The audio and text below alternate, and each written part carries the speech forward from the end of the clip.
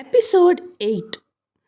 யுவராஜ் அவனுடைய கேபினில் அங்கும் இங்கும் நடந்துக்கிட்டே இருந்தான். அப்போது அவன் ஒரு ஃப்ளாஷ்பேக்கை நினச்சி பார்த்தான். அது ஒரு அழகான காலை நேரம். யுவராஜ் கார்டனில் எக்ஸசைஸ் பண்ணிக்கிட்டு இருந்தான்.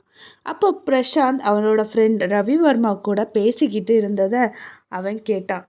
என்ன பிரசாந்த், உனக்கு ஞாபகம் இருக்கா?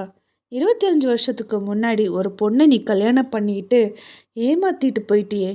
இப்போ அந்த பொண்ணு எப்படி இருக்கான்னு உனக்கு தெரியுமா?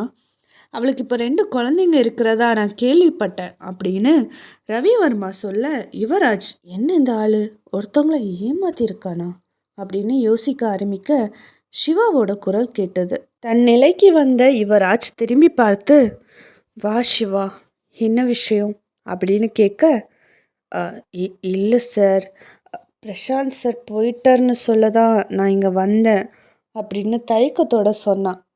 இதை கேட்ட யுவராஜ், சரி, நான் சொன்ன வேலையை சீக்கிரமாக முடி அப்படின்னு சொல்ல, சரி சார் அப்படின்னு சொல்லிட்டு சிவா அங்கேருந்து போனார்.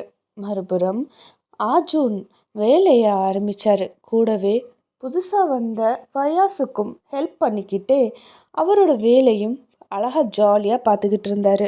விவேக்குக்கு இது சுத்தமாக பிடிக்கலை. எப்படி ஆர்ஜுனை வேலை செய்ய விடாமல் பண்ணுறது அப்படின்னு யோசிக்க ஆரம்பித்தார்.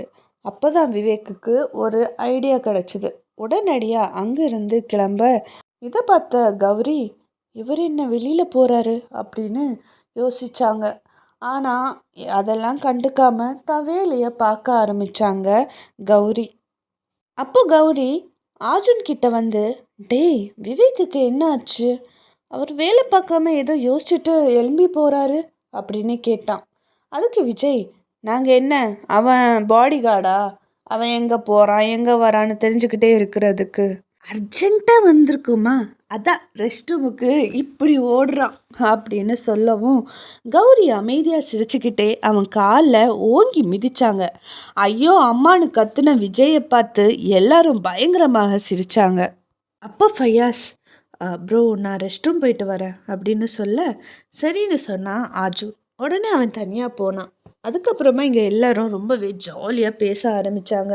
அப்புறம் நலன், அம்மா, எனக்கு வீட்டில் இருக்க ரொம்ப போர் அடிக்குது. நம்ம ஃப்ரெண்டு வீட்டுக்கு ஏதாவது போயிட்டு வரவா?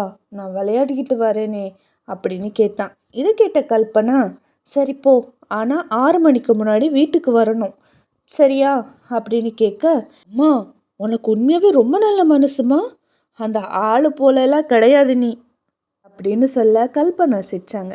சரிங்க சார் அப்படின்னு சொல்லிட்டு, சரி, போகிறதுக்கு முன்னாடி ஃபோன் எடுத்துகிட்டு போ, யுவராஜுக்கு கால் பண்ணி சொல்லு, சரியா அப்படின்னு சொல்லவும், சரி சரி, அவன்கிட்ட வேற சொல்லணுமா அப்படின்னு சலிப்பாக சொல்லிக்கிட்டே நலன் யுவராஜுக்கு கால் பண்ணான். யுவராஜ் அட்டன் பண்ண உடனேயே, ஹலோ, இந்த பக்கம் நலன் ஸ்பீக்கிங், அந்த பக்கம் யுவராஜ் ஸ்பீக்கிங்கா அப்படின்னு கேட்டான்.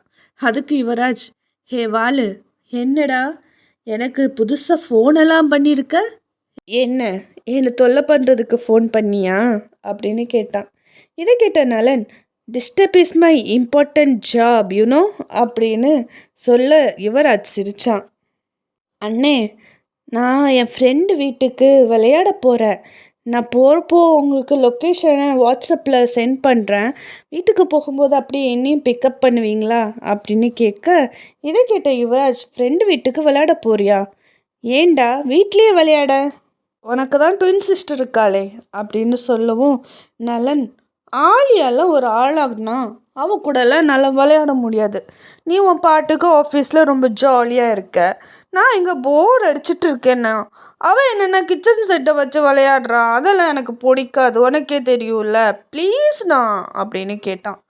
இதை கேட்ட யுவராஜ், நான் ஜாலியாக இருக்கேன் ஆஃபீஸில்.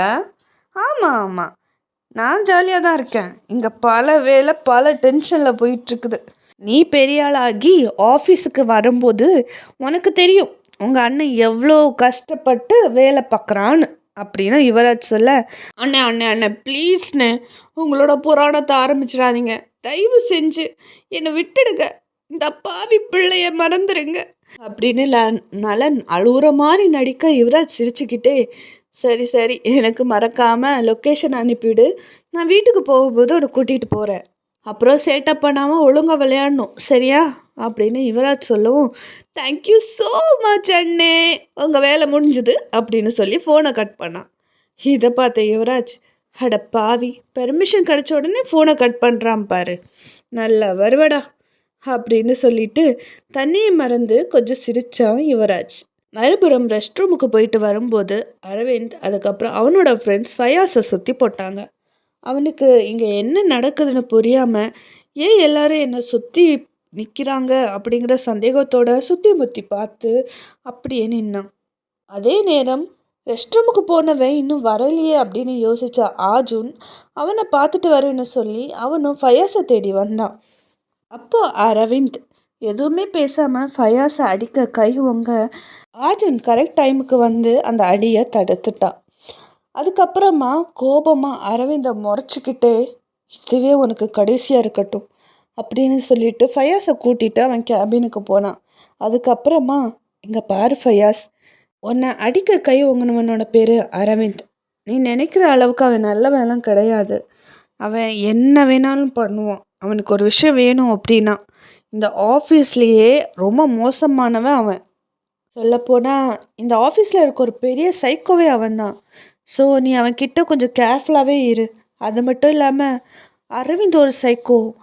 அதனால் இந்த ஆஃபீஸில் அவன்கிட்ட யாருமே பெருசாக கனெக்ட் ஆக்க மாட்டாங்க. பைத்தியம் போல் சுற்றிக்கிட்டே இருப்பான் அப்படின்னு சொல்லிகிட்டு இருக்கும்போது ஒருத்தன் ஃபயாஸோட பின்னாடி வந்து நிற்க அது ஆஜுன் பார்த்தான். உடனே, நான் சொல்லலை பைத்தியம்னு, அது வேறு யாரும் இல்லை, இவர் தான். வேணும்னா பாரு, என்னைக்காச்சும் ஒரு நாள் யுவராஜ் கிட்ட பயங்கரமாக வாங்கி கட்டிக்க போகிறான் அப்படின்னு ஆஜுன் சொல்ல ஃபயாஸ் புரியாமல் பார்த்தான். ஆஜுன் சிரித்தான். மறுபுறம், ஹே கௌரி, எனக்கு ரொம்ப நாளாகவே ஒரு டவுட். நீ அழகாக பிறந்தியா இல்லை பிறந்த அழகானியா அப்படின்னு அவன் கேட்டான். இதை கேட்ட கௌரி சிரிச்சுக்கிட்டே, எனக்கும் ஒரு டவுட் இருக்கு ராஜா அப்படின்னு சொன்னான். இதை கேட்ட ஆதி, டவுட்டா, என்ன டவுட் என்ன டவுட் அப்படின்னு அவன் கேட்டான். இல்லை, நீ பிறந்து லூசானியா இல்லை லூசாவே பிறந்தியா அப்படின்னு கேட்டா. அங்கே எல்லாருமே சிரிக்க இதை கேட்ட ஆதி சிரிச்சுக்கிட்டே, வர வர என் செல்லக்குட்டிக்கு நக்கல் ஜாஸ்தியாக இருக்கே அப்படின்னு சொல்லிக்கிட்டே, ஆமாம் நான் உனக்கு ஒரு மெயில் அனுப்பியிருந்தேன் படிச்சியா அப்படின்னு ஆதி கேட்டான். எது, நீ எனக்கு மெயில் அனுப்பினியா அப்படின்னு ரொம்ப கோபமான முகத்தை வச்சுக்கிட்டு கேட்டா கௌரி. இதை கேட்டு, ஏன் மூஞ்சி எப்படி வச்சுருக்க, ஏன் நான்லாம் உனக்கு மெயில் அனுப்பக்கூடாதா? நான் என் மனசில் இருக்க காதலை உன்கிட்ட எப்படி சொல்கிறதுன்னு ரொம்ப நேரமாக யோசிச்சுக்கிட்டே இருந்தேன்னா அதான் மெயிலாகவே டைப் பண்ணிட்டேன். நீ மட்டும் அந்த மெயிலை படித்தேன்னு வையேன், என்னை பார்த்து I love you Aadhi, I love you Aadhi அப்படின்னு சொல்லுவேன் அப்படின்னு சொன்னான். இதை கேட்ட கௌரி, என் தலை எழுத்து, பார்த்து தொலைக்கிறேன் அப்படின்னு சொல்லி மேலே ஓப்பன் பண்ணி படிக்க ஆரம்பித்தா. ஏன் ஆசை கதலி கௌரி, ஒன்றை கண் கலங்காமே பார்த்துக்குவே, கலம்புறம் வச்சு கப்பத்துவேன், நான் உனக்காக உயிரை கொடுப்பேன், நீ இல்லாத உலகம் எனக்கு வேண்டாம், என் செத்து எல்லாம் நீதான், ஜெல் லவ் யூ அப்படின்னு போட்டிருந்தான். இதை படித்து முடித்த உடனேயே அவன் சட்டையை பிடிச்ச கௌரி, ஏண்டா உனக்கு ஒரு லவ் லெட்டரை கூட சரியாக எழுத தெரியல, நீ எல்லாம் லவ் பண்ணுறியா, இந்த மூஞ்சிக்கு கூலிங் கிளாஸ் ஒரு கேடு, டேய் முதல்ல ஒழுங்காக தமிழை படி, அது மட்டும் இல்லாமல் இப்படியே நீ லவ் பண்ணுறேன்னு சுற்றிட்டு இருந்தேன்னா நாய் பிடிக்கிற வண்டியில் உன்னை பிடிச்சி கொடுத்துருவேன், ஜாக்கிரதை, இனிமேல் என் பின்னாடி சுற்றிட்டு இருந்த மவனை சாவடிச்சிடுவேன், மரியாதையாக ஓடி போயிடு அப்படின்னு கௌரி செம கடுப்பாக சொன்னான். இதெல்லாம் பார்த்துட்டு இருந்த ஆஜுன், இப்போ புரியுதா நான் ஏன் இவனை பைத்தியம்னு சொன்னேன்னு. ஆக்சுவலி இவனை பைத்தியம்னெல்லாம் சொல்லக்கூடாது, இவெல்லாம் ஆர்வ கோளாறு லிஸ்ட்டில் தான் வருவான். ஆனால் ரொம்ப நல்லவன், ஏன்னு கேளு, ஏன்னா நம்ம எவ்வளோதான் திட்டுனாலும் அடித்தாலும் தாங்கிப்பான், வாண்டடாக அடி வாங்க வருவானா பார்த்துக்கையன், அந்த அளவுக்கு அவன் ரொம்ப நல்லவன் அப்படின்னு சொல்லி சிரித்தான். அவன் மறுபடியும் வந்து, கௌரிமா ஐ லவ் யூ அப்படின்னு சொல்ல அந்த நேரம் கௌரி கையில் செருப்போடு நிற்க, ஏம்மா செருப்பை கையில் வச்சிருக்க, காலை போடு, கால் வலிக்க போகுது அப்படின்னு சொன்னான்.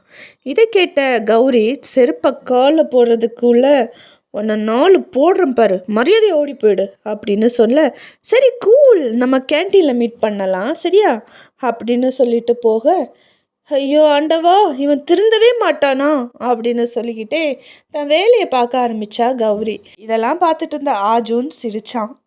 மறுபுறம் பிரசாந்த் அவங்க கம்பெனியில் உட்காந்து ஏதோ பயங்கரமாக யோசிச்சுக்கிட்டு இருந்தார்.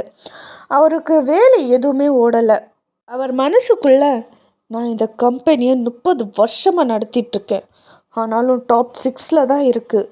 ஆனால் கொஞ்ச நாளே அந்த யுவராஜ் என்ன பண்ணான்னு தெரில, டாப் 2க்கு போயிட்டான் அப்படின்னு ரொம்ப கோபமாக சொல்லிக்கிட்டு இருந்தான்.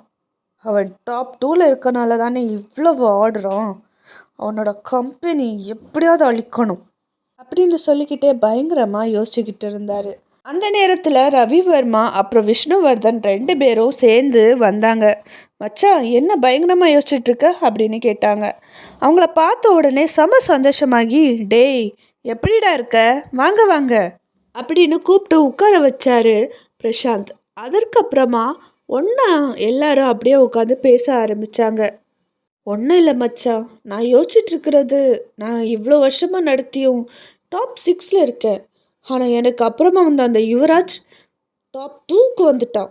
ஆனால் இத்தனை வருஷமாக நடக்கிற நம்ம ஏன் அவனை அடிக்க முடியலன்னு தெரியவும் மாட்டேங்குது.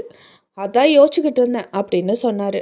இதை கேட்ட விஷ்ணுவர்தன், இதில் யோசிக்கிறதுக்கு என்ன இருக்குது, நம்ம கம்பெனி டாப் 6ல் இருக்குது, யுவராஜோட கம்பெனி டாப் 2ல் இருக்குது அப்படின்னு அதுக்கு காரணம் கண்டிப்பாக அவனுக்கு கிடைச்ச ஸ்டாஃப்ஸாக தான் இருக்கும். ஏன்னா யுவராஜ் சொல்கிற வேலையை சரியான டைமில் முடித்து அந்த கம்பெனியை ஒரு நல்ல இடத்துக்கு கொண்டு வர்றதுக்கு அவங்க ஹெல்ப் பண்ணிகிட்ருக்காங்க. அதனால தான் அவன் மேலே இருக்கான். யுவராஜ் உழைக்கிறத விட அவனோட ஸ்டாஃப்ஸ் அவனுக்காக ரொம்ப கஷ்டப்பட்டு உழைக்கிறாங்க. யுவராஜ் கம்பெனியில் இருந்து ஒரு 2 ஸ்டாஃப்ஸை நம்ம கம்பெனிக்கு கொண்டு வந்தாலே போதும், நம்ம எப்படியாவது நம்ம மேலே போயிடலாம் அப்படின்னு விஷ்ணுவர்தன் சொன்னார். பிரசாந்த் யோசிக்க ஆரம்பித்தார். மறுபுறம் லக்ஷ்மி கிச்சனில் ரொம்ப பிஸியாக வேலை பார்த்துக்கிட்டு இருந்தாங்க. அந்த நேரம் நலன் அப்புறம் நிலா ரொம்ப சந்தோஷமாக விளையாடிக்கிட்டு இருந்தாங்க.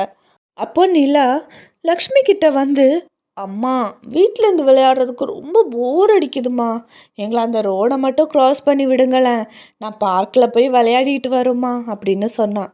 இதை கேட்ட லக்ஷ்மி, வெயில் எப்படி அடிக்குது பாரு, நம்ம ஈவினிங் போகலாமா அப்படின்னு சொன்னார். இதை கேட்ட அம்மா ஈவினிங்கெல்லாம் அவன் வீட்டுக்கு போயிடுவான், அப்புறம் நான் தனியாக போய் விளையாடி என்ன பண்ண போகிறேன், ப்ளீஸ்மா, நாங்கள் வெயிலெல்லாம் விளையாட மாட்டோம், நிழலில் தானே ஊஞ்சால் இருக்குது, நாங்கள் ஊஞ்சால் விளையாடுறோம், ப்ளீஸ்மா அப்படின்னு கேட்ட உடனே சரி வா அப்படின்னு சொல்லி ரோடை க்ராஸ் பண்ணி விட்டாங்க. நலன் அப்புறம் நிலா ரொம்ப சந்தோஷமாக விளையாட ஆரம்பித்தாங்க. அங்கே இருக்க எல்லா கேம்ஸையும் என்ஜாய் பண்ண ஆரம்பித்தாங்க. மறுபுறம் ஆஃபீஸில் எல்லாரும் ரொம்ப அமைதியாக அவங்க வேலையை பார்த்துக்கிட்டு இருந்தாங்க.